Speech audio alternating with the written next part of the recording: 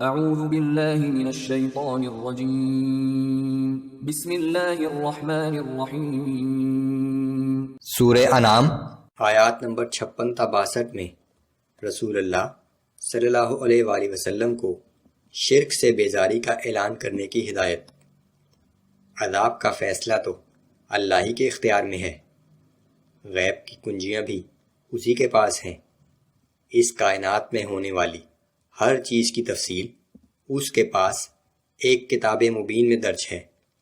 وہی رات کو روح قبض کرتا ہے، پھر صبح تمہیں اٹھا دیتا ہے۔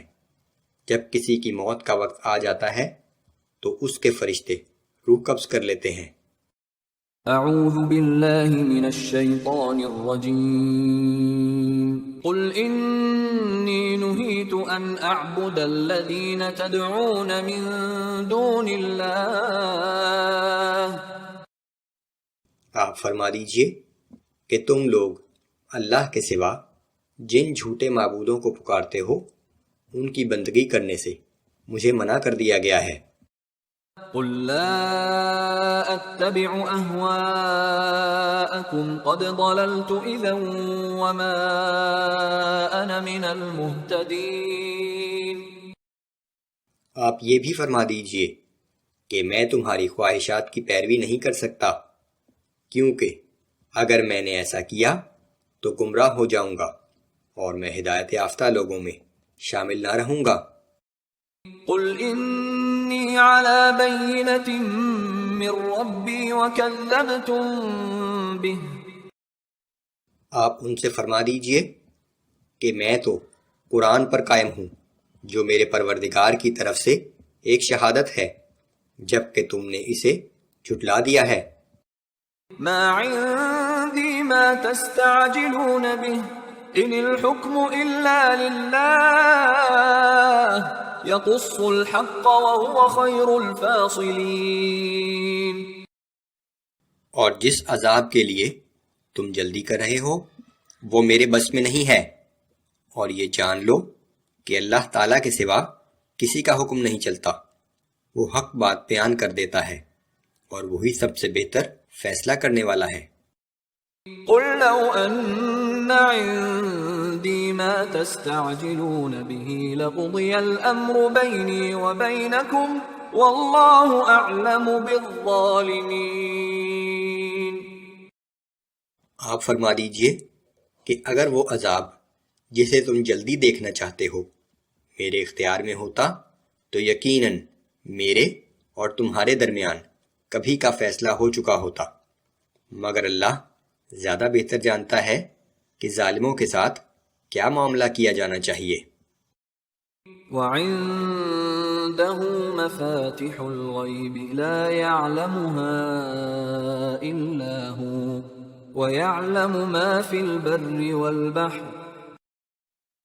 غیب کے تمام خزانے اللہ ہی کے پاس ہیں، ان خزانوں کو اس کے سوا کوئی نہیں جانتا، اور جو کچھ خشکی میں اور سمندر میں ہے وہ سب کچھ جانتا ہے۔ وما تسقط من ورقة إلا يعلمها ولا حبة في ظلمات الأرض ولا رطب ولا يابس إلا في كتاب مبين۔ درخت سے گرنے والا کوئی پتا ایسا نہیں جس کا اسے علم نہ ہو، اور نہ کوئی دانہ زمین کی تاریکیوں میں پھوٹتا ہے، اور نہ کوئی تر یا خشک چیز مگر ایک روشن کتاب میں سب کچھ درج ہے۔ وَهُوَ الَّذِي يَتَوَفَّاكُم بِاللَّيْلِ وَيَعْلَمُ مَا جَرَحْتُم بِالنَّهَارِ ثُمَّ يَبْعَثُكُمْ فِيهِ لِيُقْضَىٰ أَجَلٌ مُّسَمًّى۔ اور وہی تو ہے جو رات کو تمہاری روح قبض کر لیتا ہے، اور جو کچھ تم دن میں کرتے ہو اسے جانتا ہے، پھر تمہیں دن کو اٹھا دیتا ہے تاکہ زندگی کی معین مدت پوری کر دی جائے۔ ثم إليه مرجعكم ثم ينبئكم بما كنتم كنتم تعملون. آخر کار تم سب کو اسی کی طرف واپس جانا ہے، پھر جو کچھ تم دنیا میں کرتے رہے تھے وہ سب کچھ تمہارے سامنے رکھ دے گا. وهو القاهر فوق عباده ويرسل عليكم حفظة. وہ اپنے بندوں پر پوری قدرت رکھتا ہے اور تم پر نگرانی کرنے والے فرشتے بھیجتا ہے. حتى إذا جاء أحدكم الموت توفته رسلنا وهم لا يفرطون.